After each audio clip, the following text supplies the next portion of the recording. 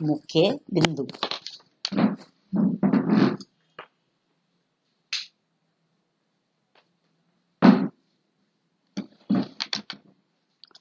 इसके कुछ मुख्य आधार या बिंदु दिए हुए हैं जो मीट ने अपने सिद्धांत में बताए हैं।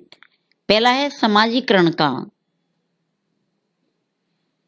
अर्थ व्यक्ति के आत्म का समुचित विकास होना है।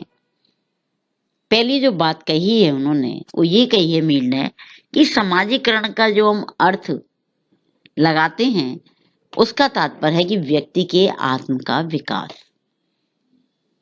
कि हम क्या करेंगे। मीट के अनुसार सबसे पहले जब हम समाजीकरण बच्चे का कर रहे होते हैं तो सबसे पहले उसका क्या करते हैं, सेल्फ डेवलपमेंट करते हैं। मतलब सेल्फ का या आत्म का जो विकास है वो समुचित विकास होना चाहिए, पूरा विकास करें। ये नहीं एक पक्ष को ले लें और एक पक्ष को हम छोड़ दें। दूसरा बिंदु, आत्म का विकास दूसरे लोगों के समानीकृत व्यवहार को अपने व्यवहार में समावेश होने से संभव होता है। आत्म का विकास कब होगा, जब हम दूसरों के व्यवहारों को अपने व्यवहार में क्या करें, समावेश कर लें या उसको समावेश करने में संभव हो। तो ऐसे व्यवहारों को जब हम सामान्यीकृत कर लेते हैं, जैसे सुबह उठना चाहिए, फिर नहाना चाहिए, धोना चाहिए, फिर हम पूजा करनी चाहिए, फिर अपने दैनिक कार्यों के लिए जो भी कार्य हम कर रहे हैं उसके लिए हमें निकलना चाहिए। तो ये क्या है, हमने सामान्यीकृत कर लिया कि रात में सोने के बाद सुबह जब उठते हैं तो एक जो सामान्य दैनिक दिनचर्या है वो सभी के लिए एक जैसी है और हमको क्या करनी चाहिए, सामान्यीकृत कर लेनी चाहिए।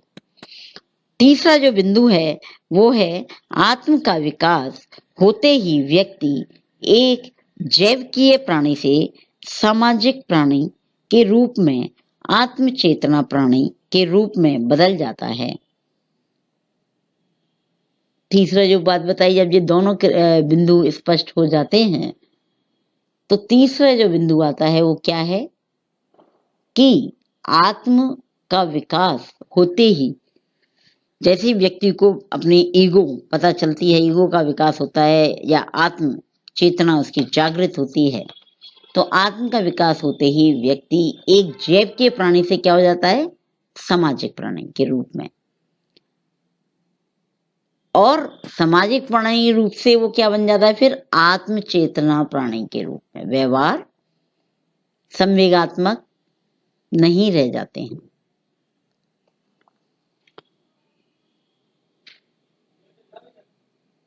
तो इस प्रकार जो उसके जो व्यवहार हैं वो संवेगात्मक नहीं होते हैं। फिर एक सामाजिक प्राणी के आधार का बाहर निकला, मंदिर देखा, पता है ऐसे पूजा का है तो सिर झुका लिया, धूप आई धूप से हट गए, बारिश आई छाता खोल लिया। तो ये समान व्यवहार है जो धीरे धीरे एक जैविकीय बच्चा जो जन्म लेता है वो जैविकीय प्राणी होता है। समाज में जब उसका धीरे धीरे सामाजिकरण होता है तो वो सामाजिकरण के द्वारा जो कुछ सीखता है फिर उसको व्यवहार में उतारने का प्रयास करता है। चौथा है व्यक्ति का सामाजिकरण उसी मात्रा में होता है जिस मात्रा में उसका सामाजिक व्यवहार उसके जैविकीय तथा संवेगात्मक व्यक्तित्व के प्रभाव को कम कर देते हैं। चौथा बिंदु उन्होंने क्या बताया कि समाजीकरण उसी मात्रा में होता है जिस मात्रा में उसका क्या होता है, जैविकीय और संवेगात्मक व्यक्तित्व के प्रभाव को कम कर सकते हैं। पांचवा है स्वयं में तथा अन्य व्यक्तियों में भेद करने की चेतना पैदा करता है या होनी चाहिए। आत्म का विकास है, इसी आधार पर वह दूसरों के साथ क्या करता है,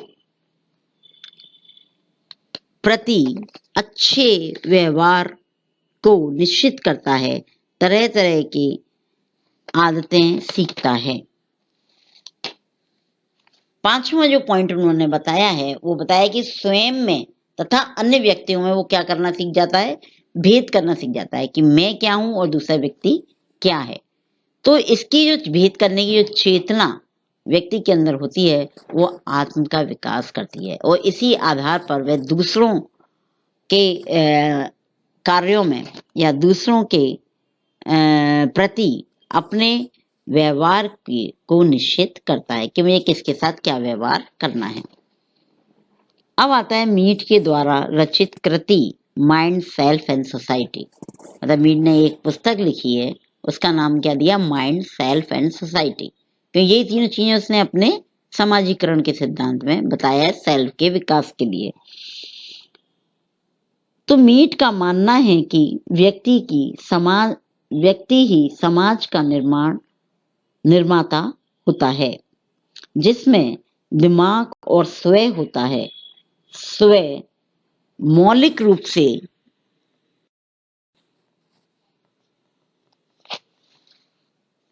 एक सामाजिक संरचना है और यह सामाजिक अनुभवों के कारण पैदा होता है। जन्म के समय बच्चा एक जैविकीय व्यक्ति होता है जिसमें बुद्धि का अभाव होता है, अतः वह आंतरिक प्रेरणाओं से प्रेरित होकर ही क्रियाएं करता है। इस प्रकार से बच्चे का स्वयं व्यवहार से प्रभावित होने लगता है।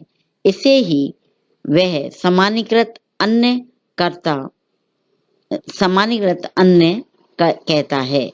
इसका तात्पर्य अर्थ यह है कि दूसरे व्यक्ति उसके विषय में जो निर्णय लेते हैं और उससे जो अपेक्षाएं करते हैं और उसका वह आंतरिकरण करता है, उसे ही सामान्यीकृत अन्य कहते हैं। सामान्यीकृत अन्य समझ में आया क्या है? यही है कि मेरे बारे में लोग क्या सोचते हैं और मैं कैसा व्यवहार करूं उस आधार पे। तो ये माइंड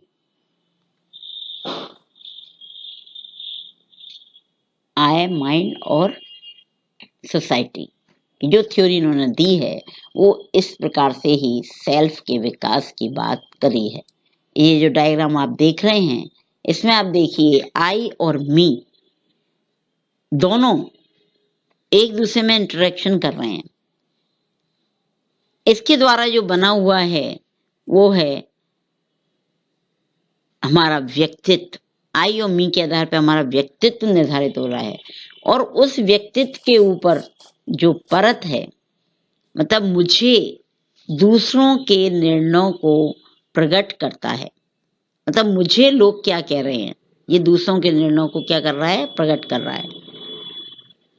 मीड का जो सामान्यीकृत अन्य का जो सिद्धांत है वो यही बताने का प्रयास कर रहा है कि आई और मी में अभिवृत्तियों को धारण करता है।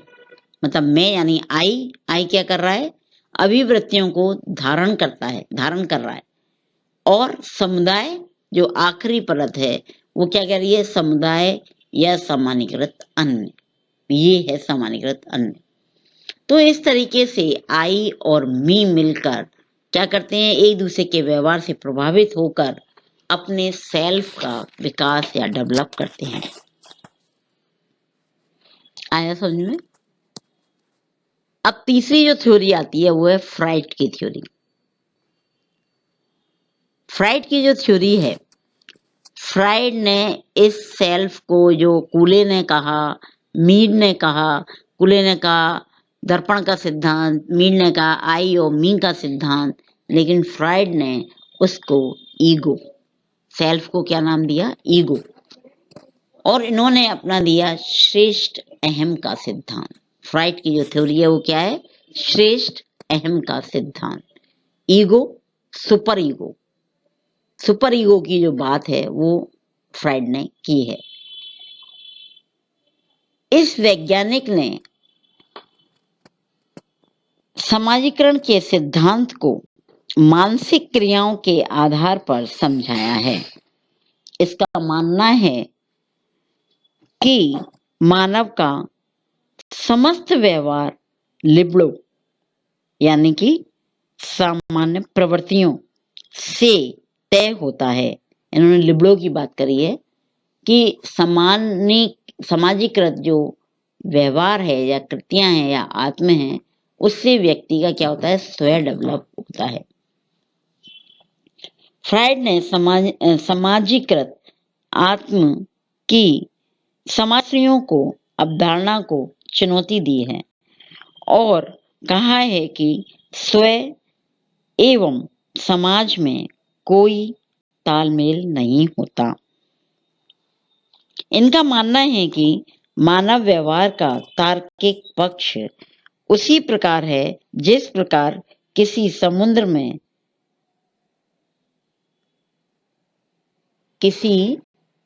में